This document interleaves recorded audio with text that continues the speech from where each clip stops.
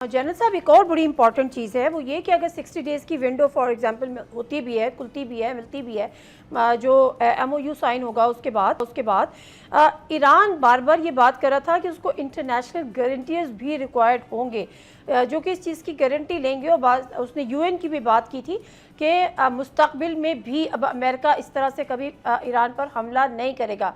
वो international guarantees तक का मामला कहाँ तक पहुँचा?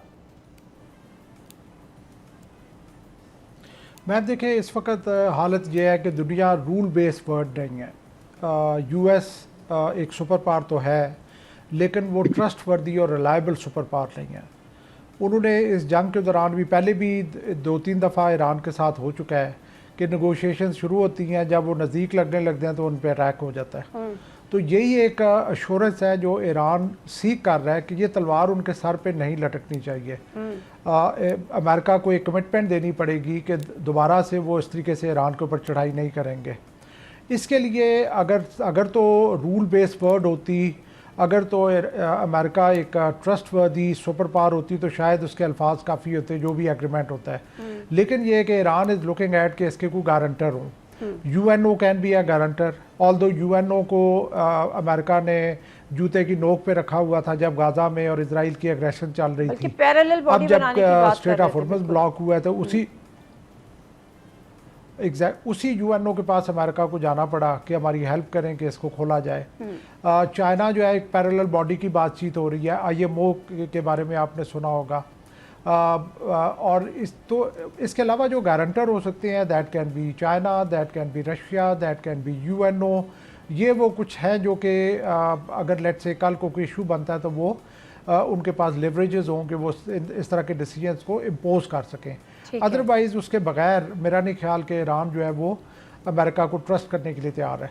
ठीक है, डॉक्टर जमील आप क्या कहेंगे, क्योंकि प्राइम मिनिस्टर चाइना के विजिट पर भी थे और अब उनका विजिट मुकम्मल हो गया है, लेकिन यही बात क्योंकि वहाँ पर भी प्राइम मिनिस्टर ने ये स्टेटमेंट दिया है कि ईरान के चाइना की सपोर्ट के बगैर शायद ये मुमकिन ना होता।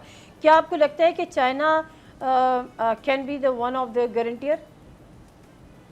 Well, China, Iran has already asked for it, and China could be one of the guarantor, but China has never really gotten itself involved into a direct conflict or even indirect. वो सिर्फ diplomatic support में रहता है Iran, कभी direct और indirect में नहीं होता है। लेकिन चाइना क्योंकि एक न्यूक्लियर पावर है, लेकिन मैं ये चीज बताता चलूँ आपको, JCPO में भी तो 5 न्यूक्लियर पावर्स प्लस 1 जर्मनी, 6 ममालिक थे जिसमें 5 के 5 परमानेंट मेंबर्स न्यूक्लियर पावर और वीटो पावर मौजूद थे। लेकिन उसके बावजूद एक फरीक उसमें से वॉकआउट कर गया, क्योंकि एग्रीमेंट्स में वॉकआउट करने के लिए एक तरीकाकार है, उसे एग्रीमेंट से निकला जा सकता है। और उसके बाद जिस तरह की जनरल साहब भी बता रहे थे, यूनाइटेड स्टेट्स क्योंकि दुनिया की सबसे बड़ी अस्करी कुव्वत है, ये और बात है कि ईरान ने उसको नाको चने चबा दी है, लेकिन अपना नुकसान भी करवाया है। लेकिन ये है कि उसको बहरहाल एक अस्करी कुव्वत है दुनिया की सबसे बड़ी, और वो अक़वाम मुत्तहिदा के रूल्स रेगुलेशंस को इतना मलूज़े खातिर नहीं रखता है। बहरहाल उसकी वजह से वो गारंटी ईरान मांग रहा है। ईरान की गारंटी का कानूनी तरीका तो सिर्फ एक ही है, अगर अमेरिका की गारंटी चाहिए तो अमेरिका के खुद अपने लोअर हाउस और अपर हाउस से उसकी रेजोल्यूशन पास हो। लेकिन यूनाइटेड नेशंस की जिस तरह की JCPO को उसने यूनाइटेड नेशंस ने एक मोहर सब्त की थी, दोबारा इस एग्रीमेंट पर भी मोहर सब्त हो जाएगी। लेकिन बहरहाल एक मॉरल एडवांटेज के लिए चाइना और रशिया का इसमें आना इस खिते में ज़रूरी है, क्योंकि अब दुनिया का पैराडाइम सिक्योरिटी चेंज होता जा रहा है, इस खिते की सिक्योरिटी कैलकुलस चेंज होती जा रही है, और ख़ासतौर पे ईरान के इस वार के बाद उसका काफ़ी हद तक सिक्योरिटी का पैराडाइम चेंज हो गया है। और वो दुनिया जो ग्लोबल नॉर्थ से ग्लोबल साउथ में अगले 20-25 सालों में ये तकमील होनी थी, अब महसूस होता है कि वो सफ़र बहुत तेज़ हो गया है इस ईरान और US इजराइल की वार के बाद। तो उस लिहाज से अगर देखा जाए तो yes, that is true. Iran has the right to really ask for the guarantor because twice it has happened with them. एक दफा नहीं, 2 दफा उनके साथ हुआ है कि बिल्कुल आखिरी मरहले में और उन पर हमला हो गया। और जाहिर है स्पॉइलर एक गंदा बच्चा इसमें है, स्पॉइलर जो कि हमेशा उसको स्पॉइल करता रहता है। पिछली मरतबा भी यही हुआ 2 मरतबा ईरान के साथ। और ईरान इसीलिए कहते हैं दूध का जला छाछ भी फूंक फूंक के पीता है। इसलिए ईरान इसमें बहुत कॉशियस है इस मरतबा। लेकिन ईरान को पता है कि ईरान ने अपने पुराने जो उनको जख्म लगे हैं, उस लिहाज से उन्होंने सीखा भी काफी कुछ है, और बिल्कुल सही। इसीलिए अब ईरान बड़ा टफ टाइम दे सकता है अगर ठीक ऐसा है, हुआ तो। बिल्कुल बिल्कुल सही है मंसूर जाफर साहब। अब जो स्पॉइलर का जिक्र हो रहा है ना, वो डेफिनेटली इजराइल का जिक्र हो रहा है। इस जंगबंदी के दौरान भी इसकी वायलेशन भी होती रही, अमेरिका की तरफ से भी होती रही, इजराइल की तरफ से भी होती रही, लेबनान पर भी होती रही। अब जो ये 60 डेज़ की विंडो का जो भी MOU साइन होता है, किस हद तक हम ये उम्मीद कर सकते हैं, या दुनिया ये सोच सकती है, या ईरान इस पर ट्रस्ट कर सकता है कि इजराइल भी पाबंद होगा, ना वो लेबनान पे अटैक करेगा ना ईरान पे अटैक करेगा, और मुकम्मल तौर पर इस अंडरस्टैंडिंग की या जो भी मुआहदा होता है उसकी पासदारी करेगा? जी, अभी आपने रिसेंटली एक कन्वर्सेशन रिपोर्ट सुनी होगी जिसमें डोनाल्ड ट्रंप साहब की नेतन्याहू साहब से जो फ़ोन पर बात हुई है, और उसके बाद उन्होंने एक बयान दिया था और उनसे सवाल किया गया था कि क्या इसराइल भी जो है इस डील को कबूल करेगा। तो उन्होंने बड़े तमतराक से कहा था जो हम कहेंगे इसराइल वही तस्लीम करेगा। लेकिन आपके इल्म है कि इसी किस्म का नारा उन्होंने अप्रैल में भी लगाया था जब उन्होंने लबनान में सीज़ फायर का ऐलान किया था, और ख़ुद उनको वाशिंगटन में बुलवा के इस बात पे राज़ी किया था। बुनियादी तौर पे वो जो फायरबंदी का ऐलान था वो लबनानी हुकूमत और इसराइल के दरमियान था। लड़ाई तो वहाँ हिजबुल्ला कर रही है, हिजबुल्ला ने तो उसको एंडोर्स ही नहीं किया। ऐसी सूरत में वो तो एक आई वॉश था, और वो यकीनन आज भी by the time we speak उसकी वायलेशन जारी है, और गजा की फायरबंदी का भी यही हाल है। तो इस लिहाज से मैं समझता हूँ कि ये जितने भी इस तरह के मामलात हैं, अब आप देखिए कि ये जो स्पॉइलर है ये सिर्फ इसराइल तक महदूद नहीं है, अब उसकी एक्सटेंशन आपको GCC कंट्रीज में UAE की शक्ल में मौजूद है, वो उन्हीं के साथ सफारती ताल्लुकात में है। और आप देखिए कि इस पूरी जंग के अंदर UAE ने दामे दरहमे सुखने अपना हिस्सा डाला है इस जंग में अंदर, अमली तौर पर भी वो शरीक रहे हैं, उन्होंने हमले भी किए हैं।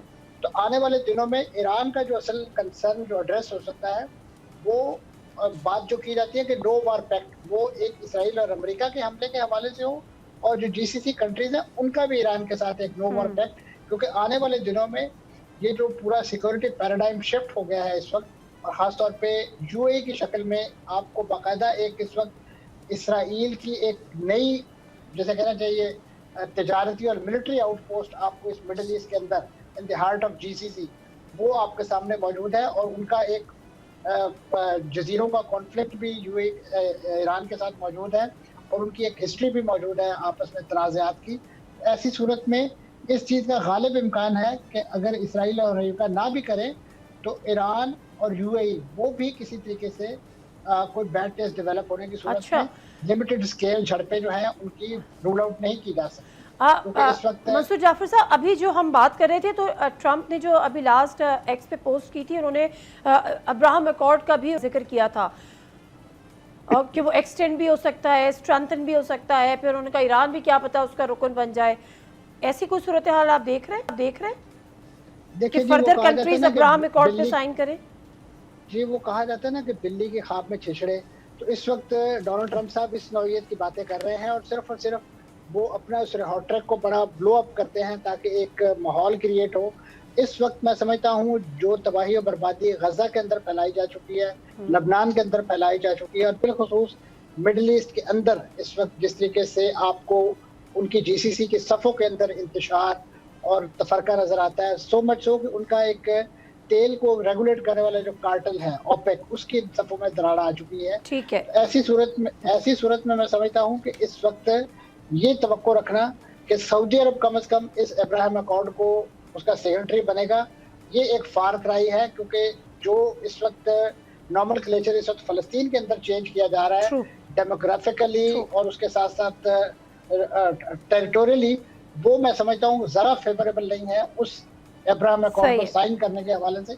और खुद UAE जिसने साइन किया था उसकी अपने वो तमाम मुतालबात, वेस्ट बैंक को आज भी इलेक्स होने की बातें हो रही है, जिसका लॉलीपॉप दिखा के UAE ने ये सारा मायदा साइन किया था। UAE को तो उससे निकल जाना चाहिए। Okay, thank you very much Mansoor Jafar साहब, आपका भी और समरिस सालिक साहब आपका भी, डॉक्टर जमील साहब आपका भी, बात यही है कि जो डोनाल्ड ट्रंप मुख्तलिफ एक्स पे पोस्ट कर रहे हैं, मुख्तलिफ किस्म के बयान दे रहे हैं, वो बेसिकली अपने डोमेस्टिक ऑडियंस को एड्रेस कर रहे हैं और उनको बता रहे हैं कि मेरा अभी भी अपर हैंड है, जो कि अपर हैंड नहीं है। ताहम जो ऑफिशियल स्टेटमेंट है वो वही है जो वाइट हाउस आता है, जो मार्को रूबियो दे रहे हैं, और फिर जो डोनाल्ड ट्रंप की बात को इंडोर्स कर रहा है वाइट हाउस, वो यही है कि अगले 24 से 48 घंटे, और अब 48 घंटे से शायद और कम हो, उसमें एक MOU कम से कम साइन हो जाएगा और मुमकिन तौर पर 60 डेज़ की विंडो होगी, और फिर उस पर देखेंगे कि अगर इस पर अमल दरामद होगा तो फिर मुस्तकिल जंगबंदी की तरफ जाएंगे इंशाअल्लाह ताला। सब्सक्राइब करें और बेल दबाएं ताकि कोई खबर रह न जाए।